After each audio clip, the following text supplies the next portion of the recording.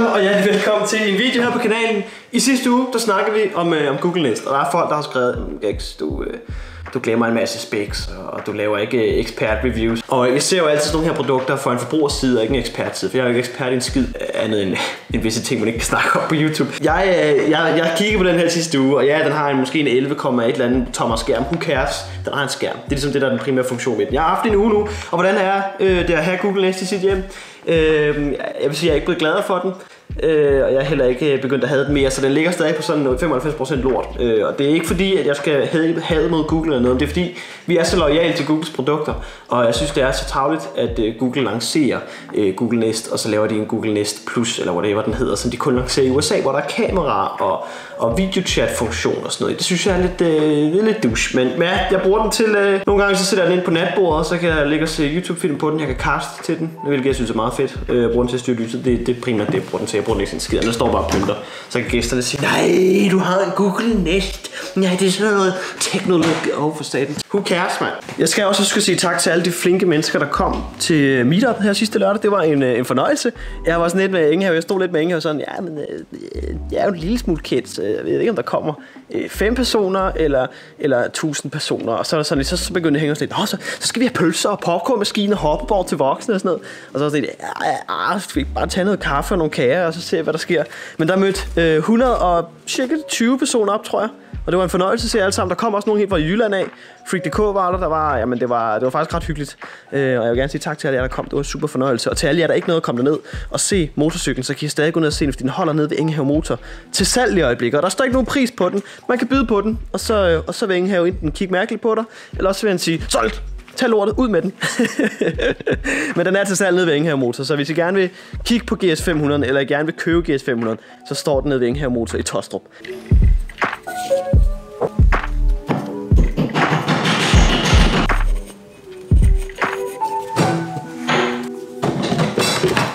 I can see clearly now.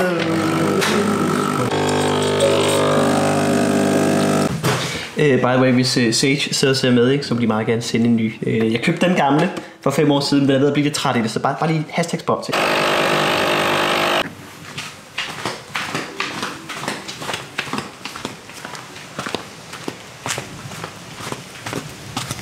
Værsgo, lille hund, så er der mad.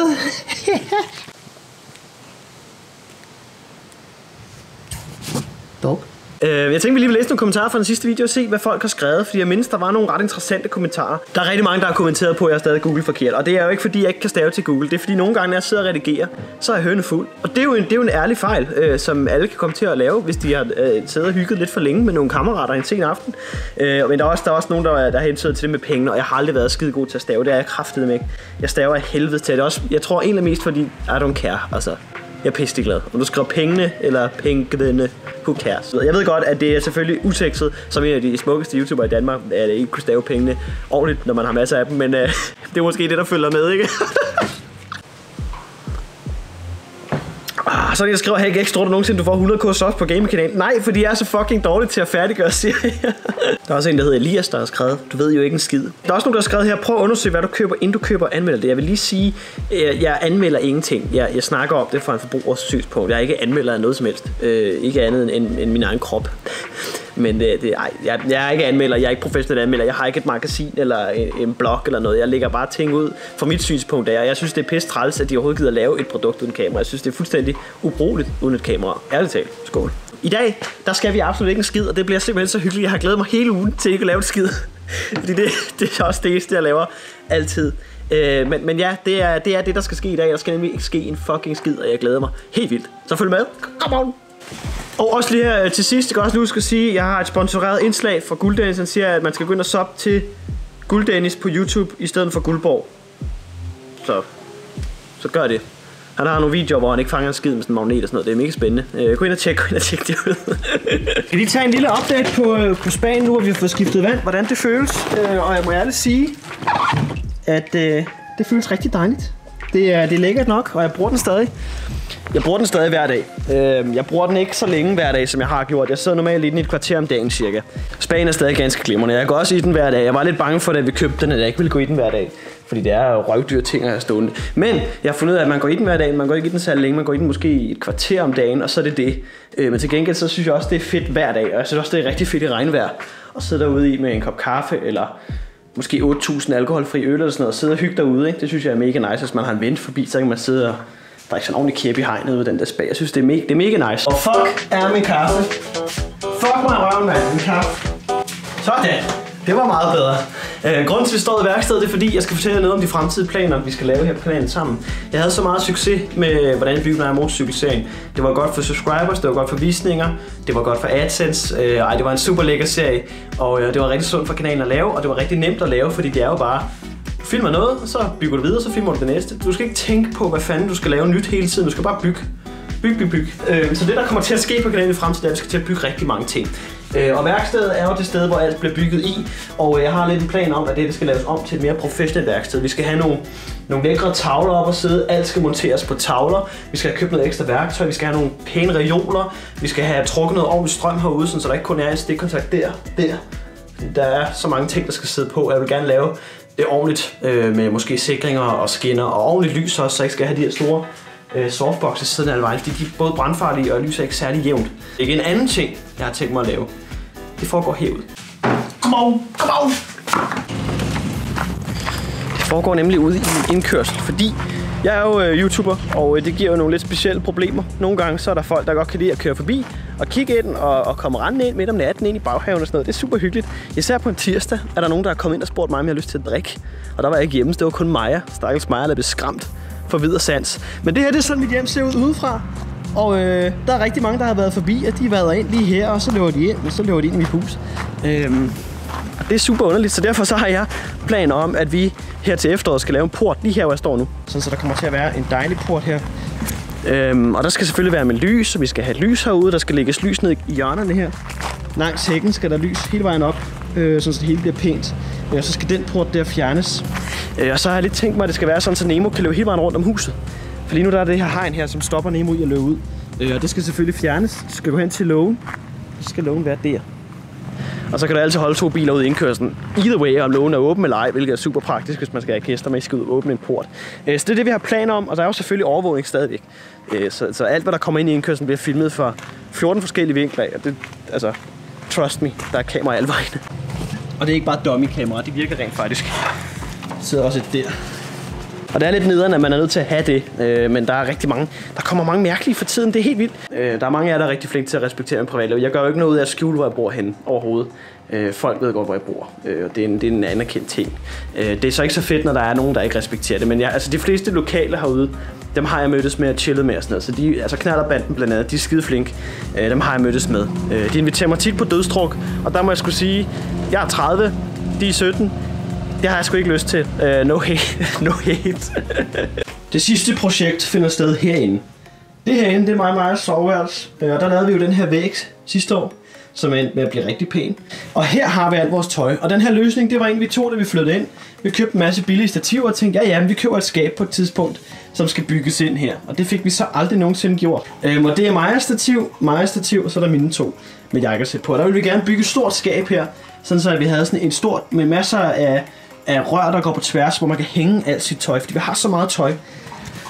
Og det er også et projekt, jeg gerne vil lave, hvor der skulle være sådan en gardin, man kunne trække for, eller sådan et forhæng af en art, med noget farve på, som man trækker for, så man ikke kunne se alt tøjet.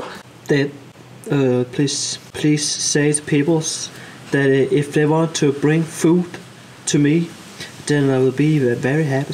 I love the food, and when I say the times I get it, look. There's a few things that I love more than food here, and that is that. Yeah. Nej. Må nok egentlig hellere lige få små med motorcykelkæde. Jeg ved ikke, om der er nogen af jer, der kommer til bakkelukning her. Jeg tror, det er den her weekend, der er bakkelukning. Jeg glæder mig helt vildt til at komme selv, og det betyder selvfølgelig, at jeg også er der. Og jeg tager nogle af mine kammerater med, der også kører motorcykel. Men inden vi skal derhen, så skal de have smurt kæden, fordi det har jeg ikke fået gjort i... Det skulle være lang tid siden. Jeg stoppede med at smøre kæden så meget, fordi i starten der smurte jeg den fandme hele tiden. Men så er det bare sådan lidt... Der ender med at vælte smøremiddel ud af samtlige revner og sprækker på den her cykel, og det synes jeg bare ikke er så fedt. For eksempel hernede, lige her, ikke? I det her område, det var fuldstændig små. Man kunne ikke engang se, der stod 42, fordi der bare væltede kæderens ud hernede, eller ikke kæderens, det der smøreolie ud hernede, det synes jeg bare ikke var så fedt, så jeg begyndte at smøre kæden mindre og mindre og mindre. Og nu er jeg kommet til et punkt, hvor den sådan får meget lidt smøremiddel.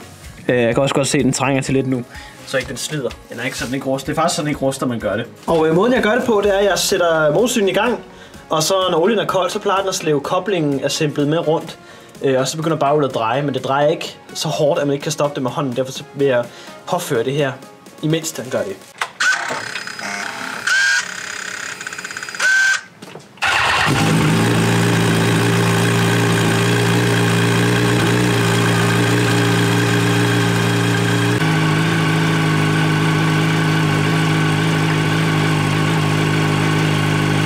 Dækket bliver ikke holdt bedre fast, end jeg kan stoppe det med hånden, og det er meget vigtigt, hvis mine fingre kommer i klemme eller et eller andet, at den ikke bare fortsætter. Jeg må aldrig sætte den i gear, når jeg gør det der.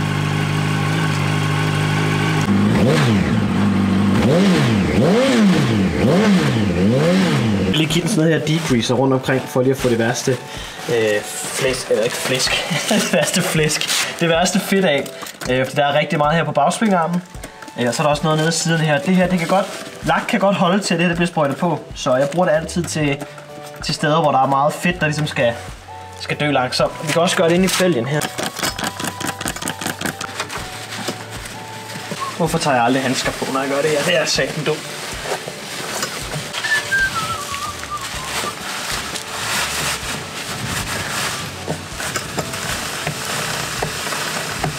Det er sådan, jeg renser narvet, by the way. Så er det helt affedtet og fedtet og alt det der, så nu ser den god ud igen. Altså man kan sige, man vil, selvom det er en cykel fra 2004, så har den fandme nogle fede linjer. Jeg elsker det her, lige her, hvor der er de der ekstra plader, og så kommer ramme op. Jeg kan godt lide de der områder lige her. Jeg kan også godt lide den måde, sædet ligesom slutter af på. Jeg ved godt, det der er lidt aftermarket sæde, men den måde, det sådan slutter af på sådan en spids.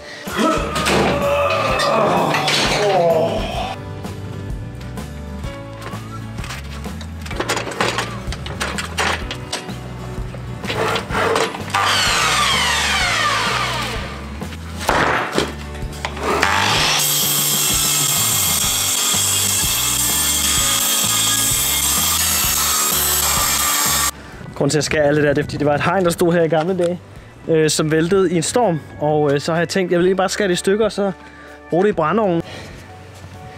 Så fik vi ordnet en del af det. Nu er det blevet aften, og det er faktisk, man kan godt mærke, det er ved at blive efterår. Jeg synes ikke, det er så skide varmt mere. Så jeg tænker, at jeg lige vil tage noget brænde og smide i brændeovnen. Fordi det, selvom det er sommer, så er det meget rart lige at få sådan et varme, sådan en dejlig aften der, lige sidde foran brændeovnen. Og nu har jeg snydt lidt, så jeg har faktisk allerede startet op i svine nu her.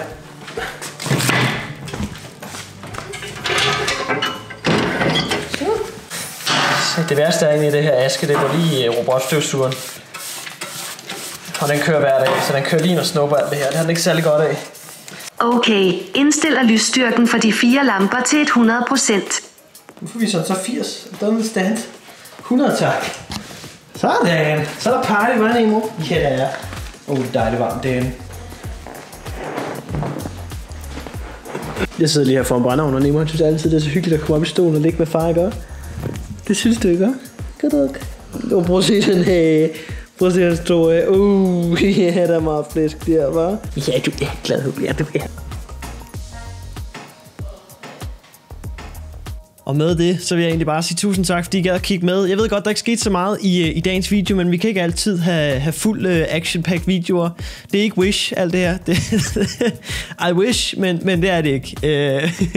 Jeg håber, at noget videoen, det var en ganske afslappende video. Jeg synes, I fortjente bare lavet et eller andet, og så vil jeg også lige informere om bakken og GS'eren, der holder til salg ved Ingenhave, den slags. Men i hvert fald have en rigtig dejlig dag alle sammen, og jeg skal nok finde på noget opfindsomt og noget smukt og noget lækkert, måske noget håndværk i næste video. I må have en foreløbig dejlig uge og god dag, og god weekend også her snart, når det starter, så vi ses alle sammen. Hej!